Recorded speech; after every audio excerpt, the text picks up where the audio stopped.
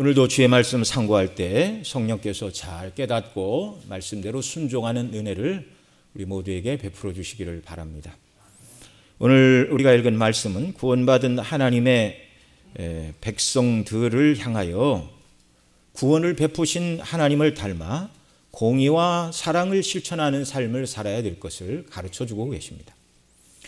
이스라엘 백성들이 구원받기 이전의 삶은 애굽의 노예의 삶이었습니다. 바로가 상징하는 사단의 노예였고 애굽의 우상 숭배가 상징하던 본성의 원리를 따르는 죄의 노예들의 삶이었고 죽기를 무서워하여 일생에 매여 종노릇하는 죽음의 노예들이었습니다. 노예의 삶은 그 주인인 사단과 죄와 죽음의 위협에 끝없이 굴복하며 끌려가는 삶입니다. 선과 의와 공의와는 상관없이 온갖 악과 불의와 죄를 짓는 것이 바로 죄의 노예된, 사단의 노예된, 죽음의 노예된 이스라엘 백성의 과거의 삶이었고 저와 여러분의 그리스도 믿기 이전에 그리스도 밖에서 삶이었다는 말입니다. 만일 하나님께서 그들을 노예 자리에서 구원해 내지 않으셨다면 절대로 그들을 향하여 공의를 행하고 사랑을 실천하라 이런 말씀을 하실 이유도 없고 그럴 필요도 없습니다. 아무리 그런 얘기를 해봐야 이해도 할 수 없고 실천할 능력은 더더욱 없는 것이죠.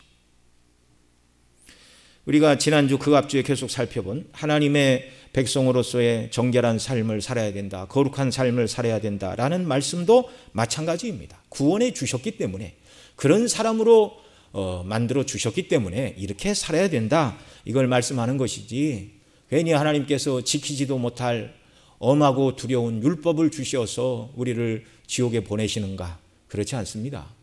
율법 이전에 이미 다 지옥 갈 자들이었고 은혜로 구원해 주신 자들에게 합당한 삶이 무엇인가를 가르치는 것이죠.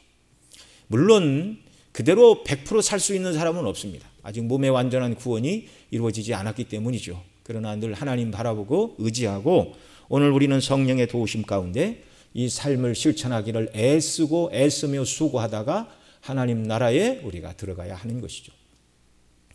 그래서 구원받은 하나님의 백성으로 공의와 사랑을 실천하는 삶을 살라라는 이 말씀은 반대로 바꾸면 어린 양의 피를 문 인방과 설주에 바르고 애굽에서 나온 구원, 곧 오늘날 저와 여러분 예수 그리스도의 피를 통하여 예수님이 그 피를 믿는 우리를 다 용서해 주시고 구원을 베풀어 주셨는데요.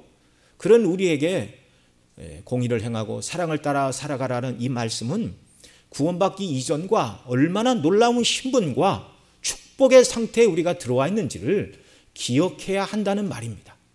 왜 이렇게 부담을 주시나가 아니라 쓸모없는 일을 하던 인생들을 향하여 구원하여 주시고 새 사람 만드시고 하나님 앞에 하나님이 기뻐하시고 원하시는 복되고 의미 있는 삶을 사는 새로운 존재로 만들어 주셨다는 사실입니다.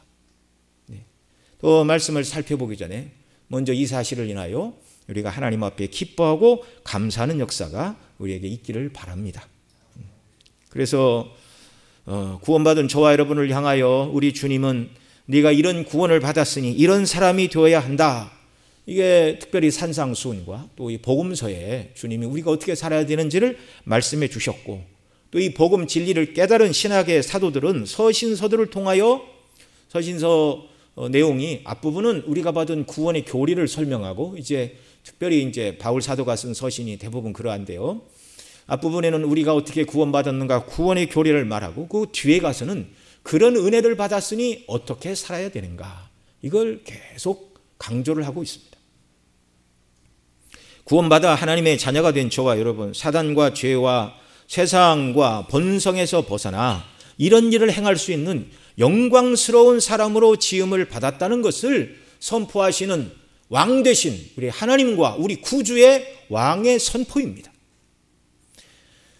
그래서 이런 말씀을 들을 때 우리가 정말 얼마나 존귀한 자로 새롭게 지으심을 받았는지 이걸 생각해야 되고 성경이 말하는 삶이 내가 그대로 살아내야 되는 나의 사명 선언문이다. 그렇게 이해를 해야 하는 것입니다.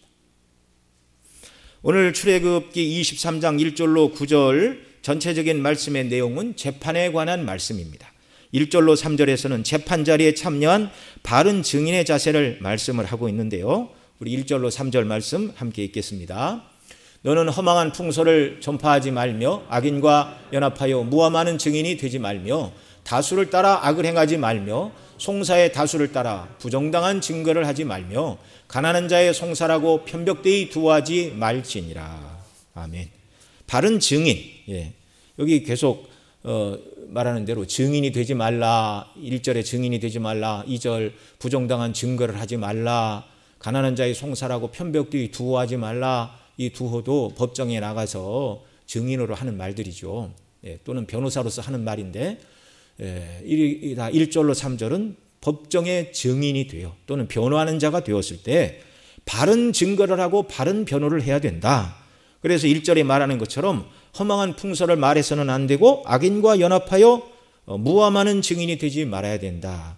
이 무함이라는 말은 한자어인데 없는 사실을 꾸며내어 사람에게 죄를 뒤집어 씌우는 걸 무함이다 이렇게 말합니다.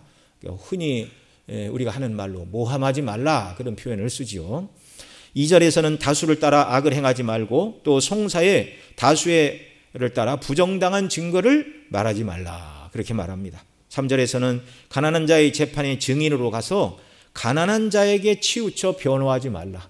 성경이 가난한 자를 도우라 말씀하시지만 법정에서 사실이 아닌 일을 사실인 것처럼 가난한 자에게 편벽되이 두어하는 것도 죄라고 말씀하십니다. 6절로 9절에서는 재판 자리에 판결을 하는 재판관들에게 하시는 말씀인데 우리 6절로 9절도 같이 읽습니다.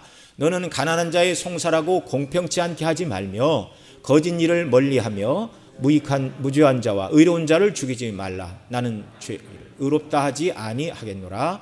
너는 뇌물을 받지 말라. 뇌물은 밝은 자의 눈을 어둡게 하고 의로운 자의 말을 굽게 하느니라.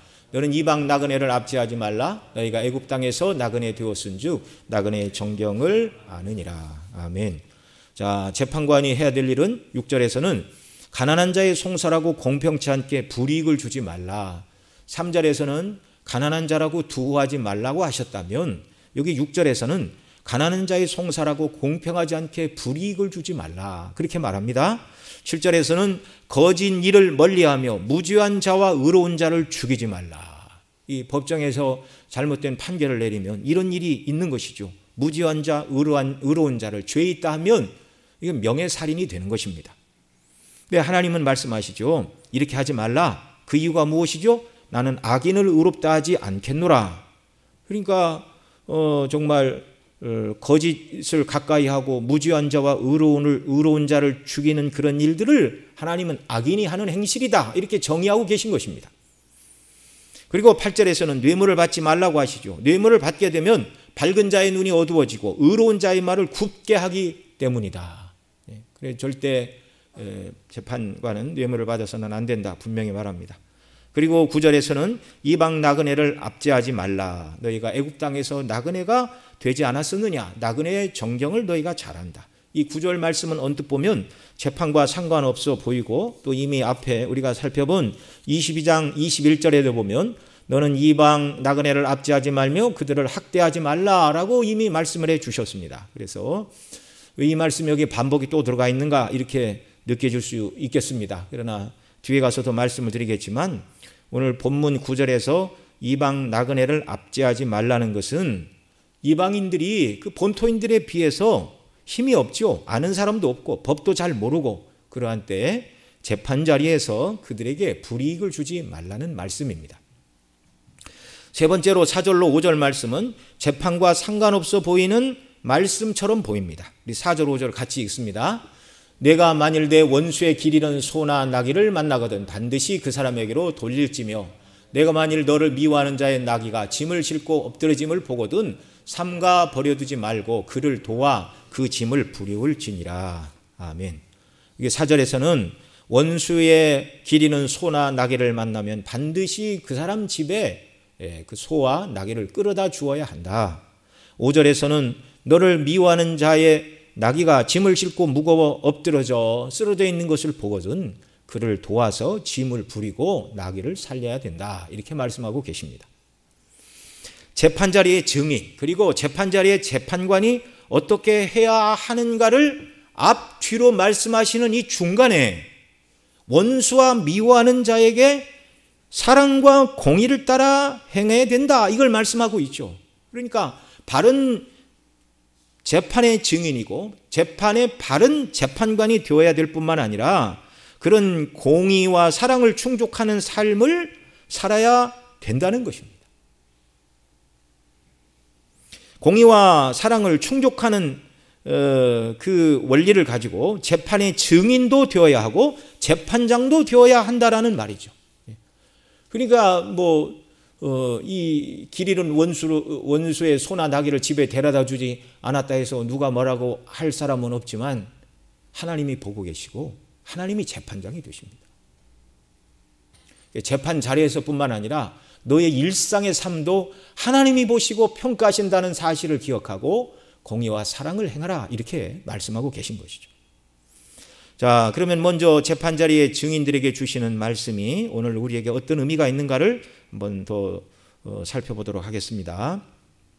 1절로 3절에 읽어드린 대로 너는 허망한 풍설을 전파하지 말며 악인과 연합하여 무함하는 증인이 되지 말며 다수를 따라 악을 행하지 말며 송사의 다수를 따라 부정당한 증거를 하지 말며 가난한 자의 송사라고 편벽되이 두어하지 말라.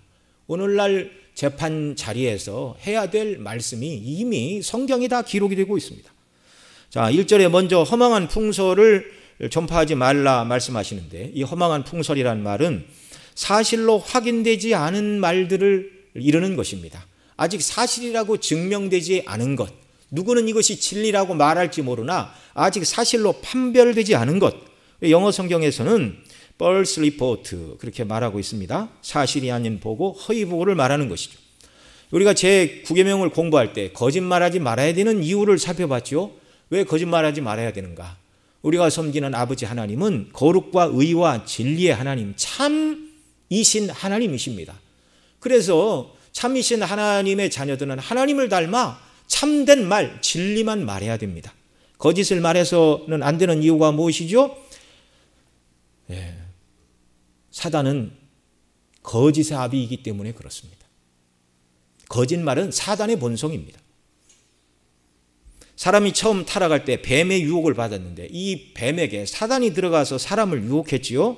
하나님께서는 선악을 알게 하는 나무의 실과를 먹으면 정령 죽는다, 그렇게 말씀하셨는데 뱀 곧 사단은 뭐라고 그랬습니까? 먹어도 죽지 않고 너희 눈이 밝아 선악을 아는 일에 하나님과 같이 된다고 거짓말을 하여 사람을 범죄하고 타락하게 만들었습니다. 그래서 요한복음 8장에서 우리 주님은 처음부터 사단은 거짓말장이요 살인자라, 그렇게 말씀을 하셨습니다. 그래서 그리스도인들이 거짓말을 하는 것은 아버지 하나님을 닮는 행동이 아니라 옛 주인인 사단을 닮는 행동이라는 말이죠. 그래서 그리스도인들은 항상 진실만을 말해야 된다라는 사실입니다. 과거 저와 여러분도 모두가 사단의 노예였죠. 거짓말이 타락하고 부패한 인간의 본성에는 딱 들어맞는 것입니다. 재밌고 즐겁고 남을 속일 때 스릴이 있고, 그러나 이제는 그리스도 안에서 구원받았으니 과거 그리스도 밖에서 행하던 나쁜 행습인 거짓을 버려야 된다는 말이죠. 우리가 진리와 진실만을 말함으로 더 이상 거짓의 아비인 사단의 노예, 사단의 자녀가 아니라는 것을 증거하며 이 땅을 살아야 된다는 말입니다. 하나님 아버지와 우리 주님 진리의 성령께서는 조금도 거짓이 없으십니다. 하나님께서 말씀하신 성경만이 참 진리입니다. 그래서 우리는 늘 하나님의 말씀에 귀를 기울여야 되고 하나님의 뜻을 따라서 진실을 말하고 아버지를 닮아야 하는 것이죠. 여러분, 사람들이 거짓말을 하는 이유가 무엇이죠? 혹시 내가 진실을 말하면 손해를 보고 불이익을 당하지 않을까라는 마음에서 진실보다는 거짓을 말하는 경우가 있는데, 여러분 믿으시기 바랍니다. 우리가 진실을 말해도 당장은 손해보는 것 같지만 손해가 아니고 진리의 하나님이 우리를 지켜보시고 이런 성도의 삶을 지지하시고 궁극적으로 복되게 하심을 믿으시기 바랍니다. 진리이신 하나님의 자녀들이에요. 그래서 허망한 풍설을 전파하지 말아야 되고 악인과 연합하여 무함하는 증인이 되지 말아야 됩니다. 없는 사실을 꾸며 남을 어려운 지경에 빠지게 하는 이런 일들을 해서는 안 된다는 말이죠. 그리고 2절에서는 다수를 따라서 악을 행하지 말며 송사의 다수를 따라 부정당한 증거를 하지 말라 이렇게 말합니다. 여러분, 여러 사람이 다수가 가는 길에 혼자 그것을 따르지 않는다 그러면 사람들에게 눈총을 받게 되어 있습니다. 저 사람은 왜 저래? 핍박이 다르게 되어 있습니다.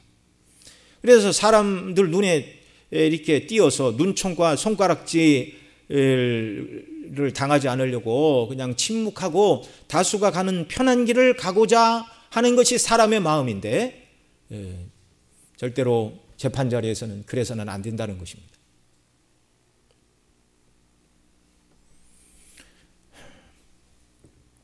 정의가 아님에도 불구하고 사실이 아님에도 불구하고 다른 모든 사람이 저것이 옳다고 말할 때 내가 아니라고 말하면 뭐가 나 보이고 이상한 사람이라고 말할 텐데 불이익이 따르면 어쩌나 그냥 가만히 침묵해야 되겠다.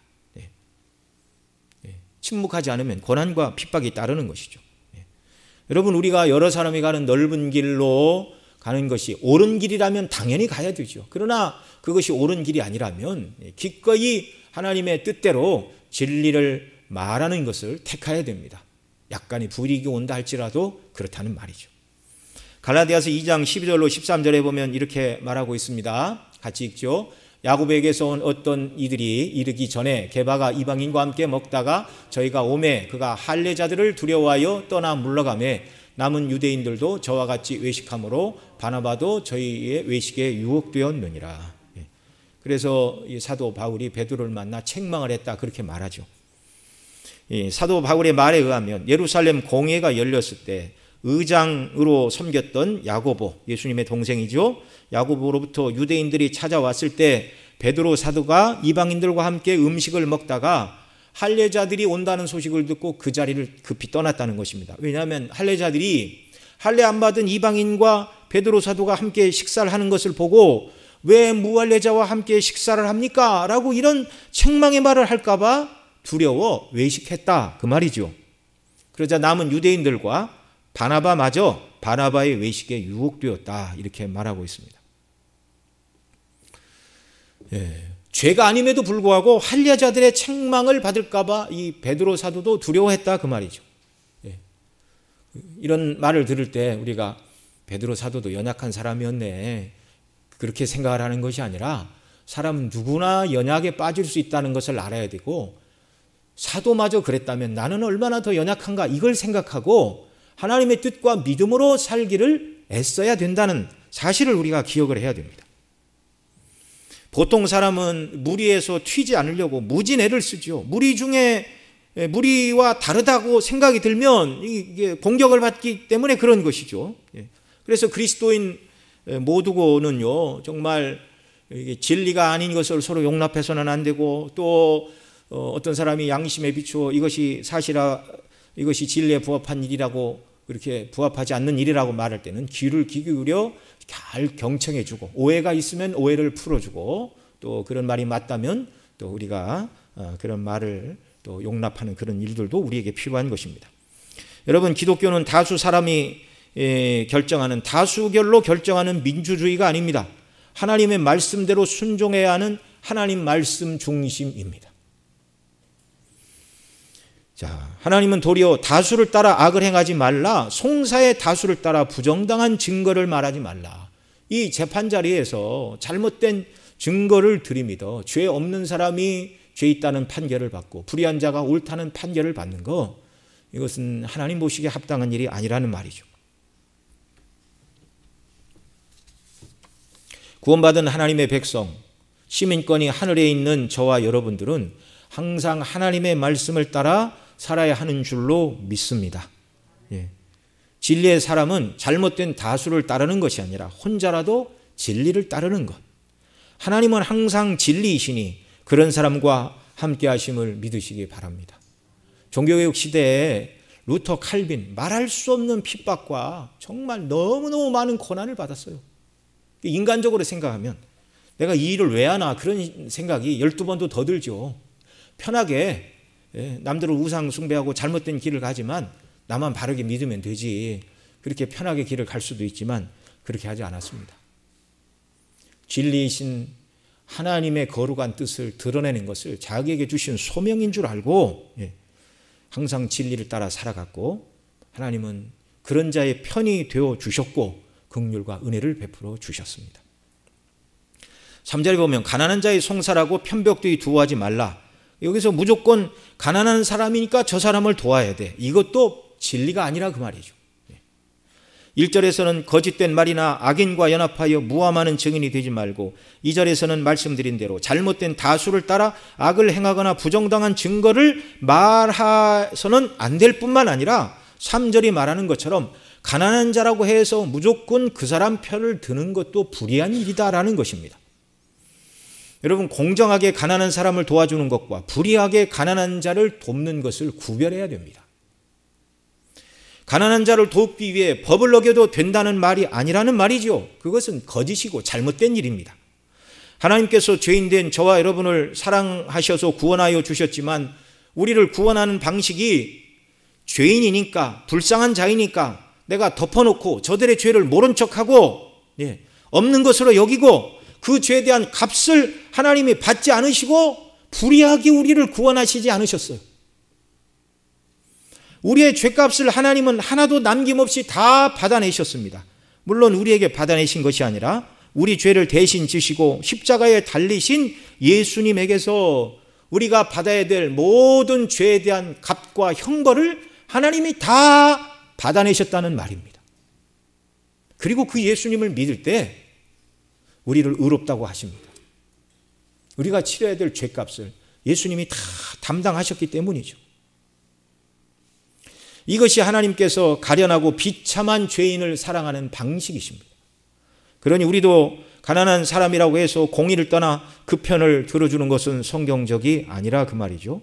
가난한 자를 성경적으로 돕는 방법은 지난 시간에 말씀드린 대로 3년째 11조를 하나님께 드리고 그것으로 그를 돕는 것이지, 법정에서 불의하게 가난한 자를 두어하는 것, 이것이 아니라 그 말이죠. 여러분, 가난을 해결하는 것이 기독교의 근본 정신이 아닙니다. 정말 가난하든지 부자이든지 교회의 목적은 무엇이죠? 그리스도의 복음을 증거하여 그들로 회개하여 하나님의 자녀가 되게 하는데, 여기에 첫 번째 목적이 있습니다. 그 목적을 위해, 선교와 전도를 위해 가난한 자들이 귀 기울여 복음을 들을 수 있도록 하기 위해서 때로는 우리가 구제도 하고 선교제 가서 우물도 파고 빵도 나눠주고 이런 일들을 하는 것이죠. 교회의 사명은 땅끝까지 복음을 전하여 죄로 고통받고 지옥 형벌에 떨어질 자들에게 복음을 전하는 것, 이것이 교회에 주신 사명이고 오늘 저와 여러분의 어깨에 메워진 사명이라는 사실을 기억하시기 바랍니다. 그 다음 재판자리의 재판관들에게 주시는 6절로 9절 말씀 봅니다. 너는 가난한 자라고 자의 송사라고 공평치 않게 하지 말며 거짓 일을 멀리하며 무죄한 자와 의로운 자를 죽이지 말라. 나는 악인을 의롭다 하지 아니하겠으며 너는 뇌물을 받지 말라. 뇌물은 밝은 자의 눈을 어둡게 하고 의로운 자의 말을 굽게 하느니라. 너는 이방 나그네를 압제하지 말며 너희가 애굽 땅에서 나그네 되었은즉 나그네의 정경을 아느니라. 아멘. 여기 6절로 7절에서는 가난한 자의 송사라고 공평하지 않게 하지 말라.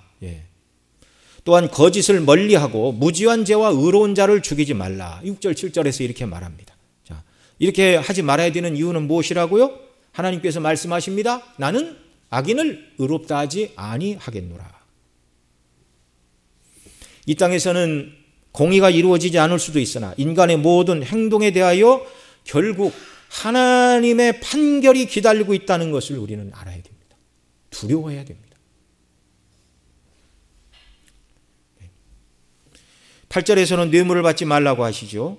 사도 바울은 디모데전서 6장 6절로 10절에서 이렇게 말합니다. 같이 읽습니다. 그러나 자족하는 마음이 있으면 경건에 큰 이익이 되느니라. 우리가 세상에 아무것도 가지고 온 것이 없음에 또한 아무것도 가지고 가지 못하리니 우리가 먹을 것과 입을 것이 있은즉 족한 줄로 알 것이니라. 부활이 아는 자들은 시험과 울무와 여러 가지 어리석고 해로운 정욕에 떨어지나니 곧 사람으로 침륜과 멸망에 빠지게 하는 것이라. 돈을 사랑함이 일만하게 뿌리가 되나니 이것을 사모하는 자들이 미혹을 받아 믿음에서 떠나 많은 근심으로 자기를 찔렀도다. 아멘. 돈을 사랑함이 일만하게 뿌리가 되는데, 오늘 본문과 관련해서 보면 재판 자리에서 재판장이든지 증인이든지 누구든지 돈을 받게 되면 밝은 자의 눈이 어두워지고 의로운 자의 말을 굽게 만들어 공의로운 재판, 공의로운 판결을 반대하게 되어 악을 행하게 된다, 이렇게 말씀하고 있는 것입니다. 그러니 재판 자리에 있는 사람들은 돈을 받아서는 안 된다, 그 말이죠. 9절에서는 이방 나그네를 압제하지 말라. 너희가 애굽 땅에서 나그네 되었은즉 나그네의 정경을 아느니라. 앞서 잠깐 말씀을 드렸죠.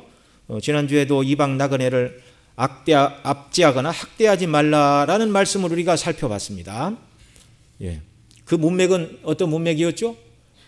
이방 나그네를 압대하고 학대하지 말라. 그리고 그 다음에 고아와 과부를 해롭게 하지 말고, 그 다음에 가난한 자들을 괴롭게 하지 말라.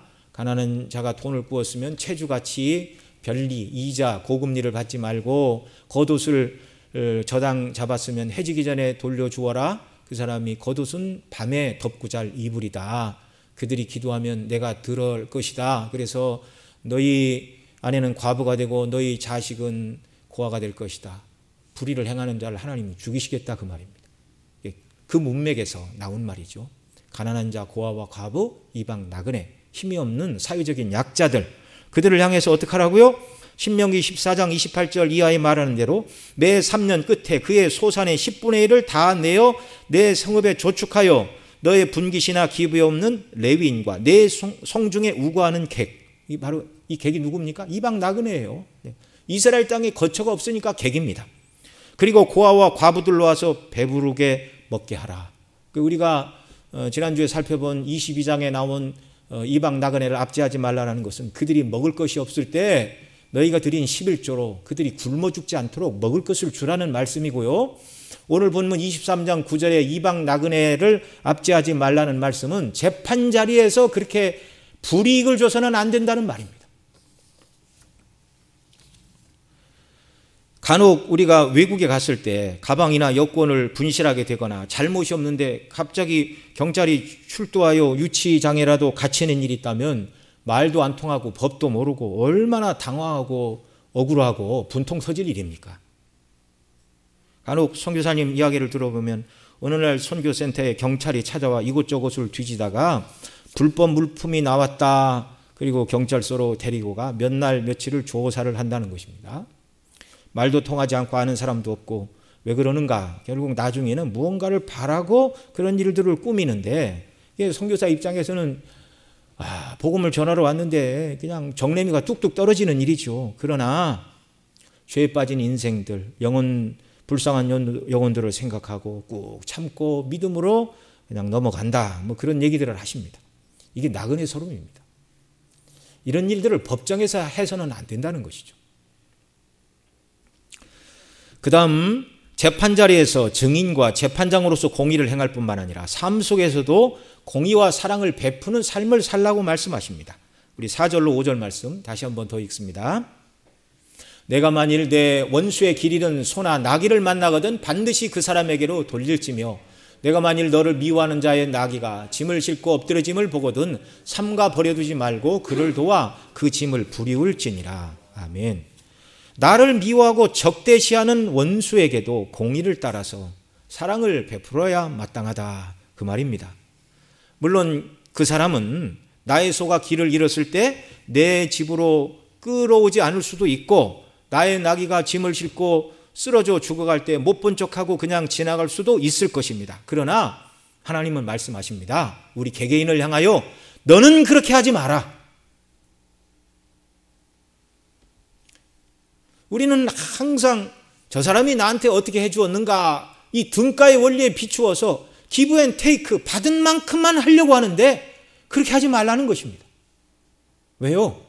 그 사람에게는 아무것도 못 받았다 할지라도 하나님이 우리에게 다 주셨어요. 하나님이 주신 구원과 은혜와 사랑을 받았으니 아무것도 받지 않은 사람처럼 그렇게 인색한 마음으로 살지 말고 다른 사람이 너에게는 어찌하든지 너는 그 사람에게 사랑과 공의를 베풀라는 말씀입니다. 나를 미워하는 원수에게 선을 행할 때 사람은 아무도 보지 않고 그 사람이 알아주지 않을 수도 있습니다. 그러나 하나님이 보고 계심을 믿으시기 바랍니다. 우리는 하나님 앞에서 살아가는 사람들이에요. 이 사실을 잠언 24장 11절 12절에 이렇게 말합니다. 같이 읽습니다. 너는 사망으로 끌려가는 자를 건져주며 살육을 당하게 된 자를 구원하지 아니치 말라. 내가 말하기를 나는 그것을 알지 못하였노라 할지라도 마음을 저울질하시는 이가 어찌 통찰하지 못하시겠으며 내 영혼을 지키시는 이가 어찌 알지 못하시겠느냐. 그가 각 사람의 행위대로 보응하시리라. 아멘. 법정에서 기억이 안 납니다. 나는 모릅니다. 못 봤습니다. 사람의 마음을 재판장이 꿰뚫어 볼 수 있나요? 알겠습니다. 가십시오. 그럴 수 있죠. 그런데 하나님 말씀하십니다. 뭐라고 그러십니까? 나는 그것을 알지 못하였노라 할지라도 마음을 저울질하시는 이가 어찌 통찰하지 못하시겠으며 내 영혼을 지키시는 이가 어찌 알지 못하시겠느냐. 여러분, 우리는 깜깜한 밤 아무도 없을 때 행하는 행동은 아무도 보지 못했을 것이라 생각하시지만 우리 하나님은 우리가 땅 속에 100m 땅굴을 파고 들어가서 거기서 무슨 생각을 하고 무슨 말을 하고 무슨 행동을 했는지도 하나님은 다 보고 계시고 알고 계심을 여러분 믿으시기 바랍니다. 하나님 앞에 아무것도 속일 게 없어요.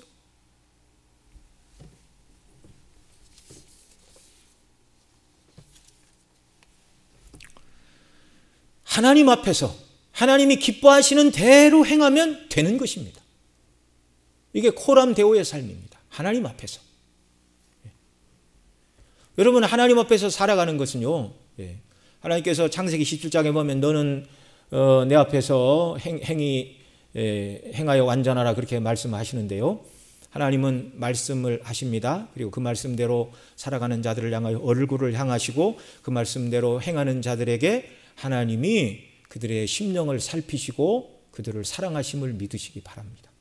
그러니까 하나님 앞에서 살아간다 그 말은요, 하나님 앞에서 살아간다 코람 데오 그 말은 하나님 앞에서 외식으로 살아간다는 것이 아니라 하나님을 경외하는 마음으로 모든 일을 행하고 살아간다라는 말입니다.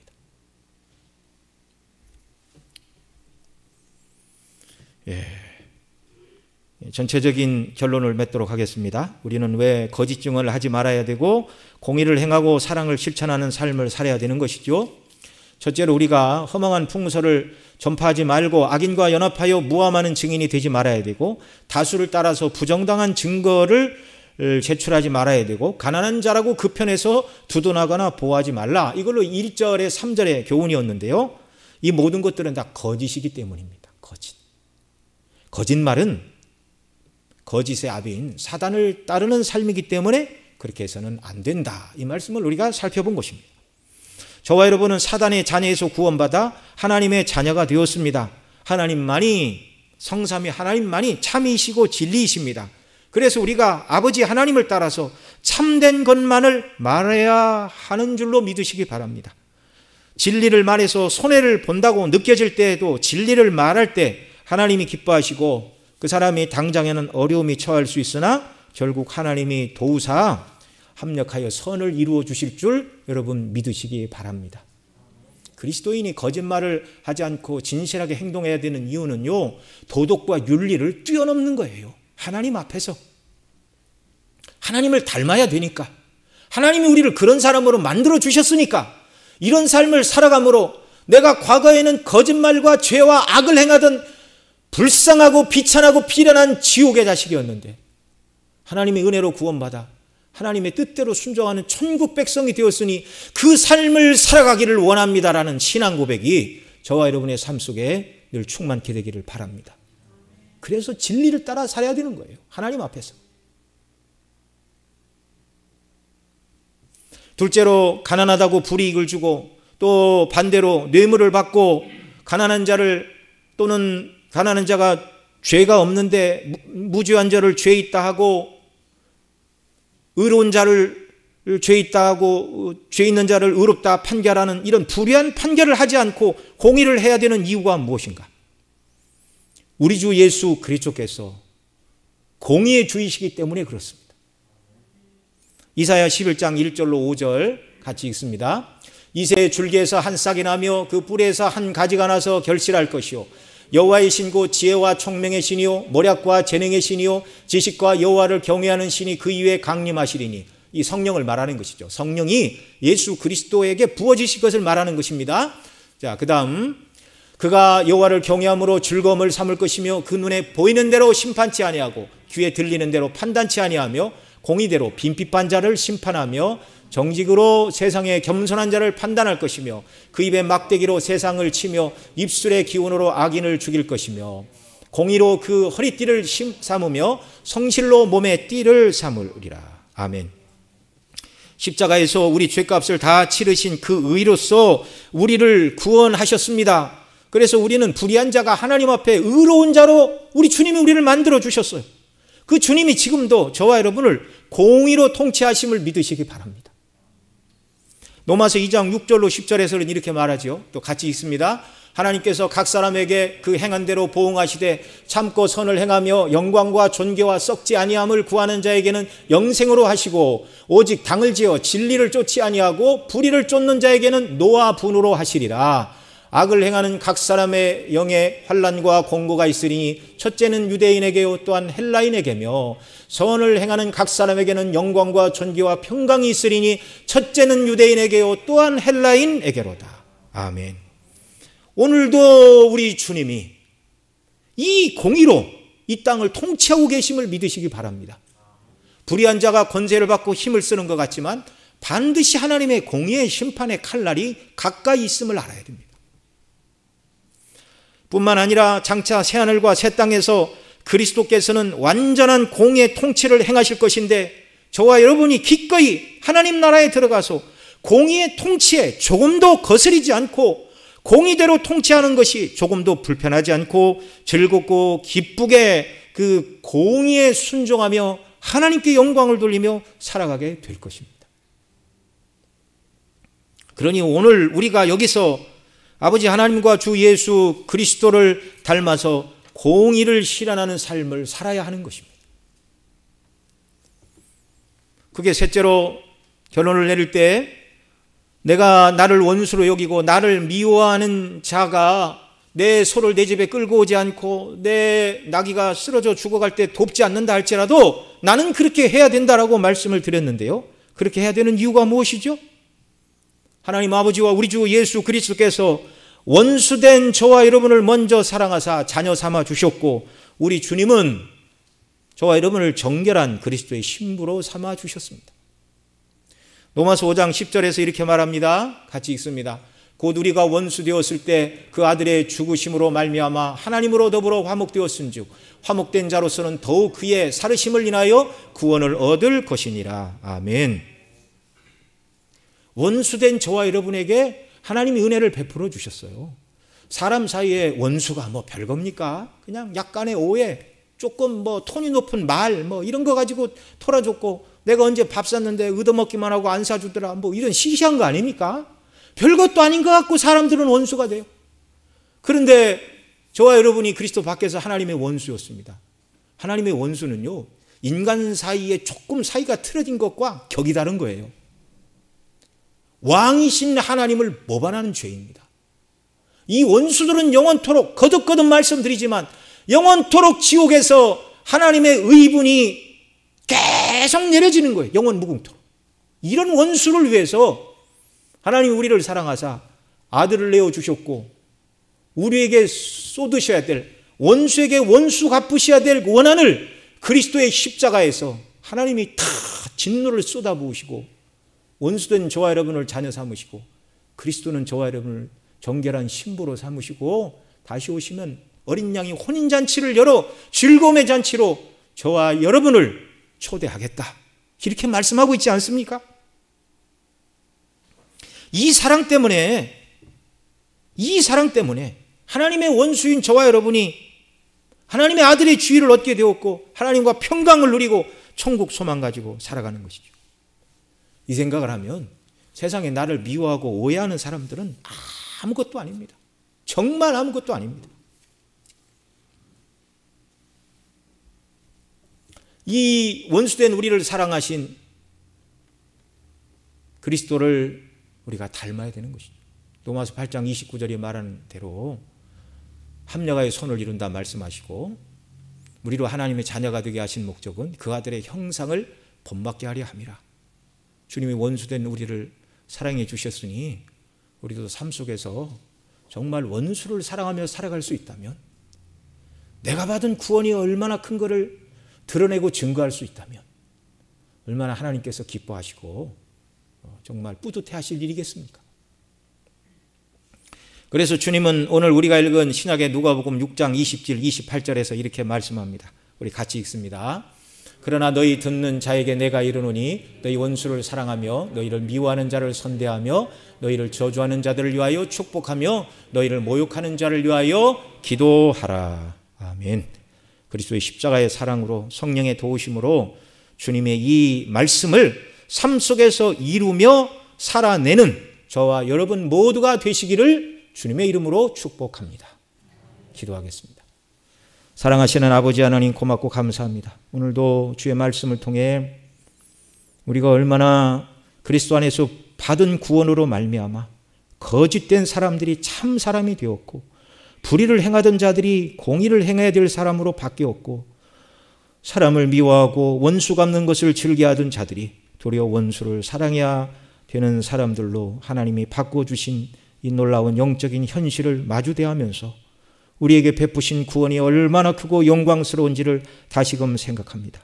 그리스도 안에서 이런 피조물로 만들어 주셨사오니 성령이여 우리를 도우사 주의 말씀대로 순종하며 거짓을 버리고 공의를 행하며 원수를 사랑하며 주님 말씀을 삶 속에서 실천하며 이루어 나가는 저희들이 되게 하시고 그리스도의 형상을 본받는 자들이 되도록 복의 복을 더하여 주옵소서. 우리 구주 예수님의 이름으로 기도드리옵나이다. 아멘.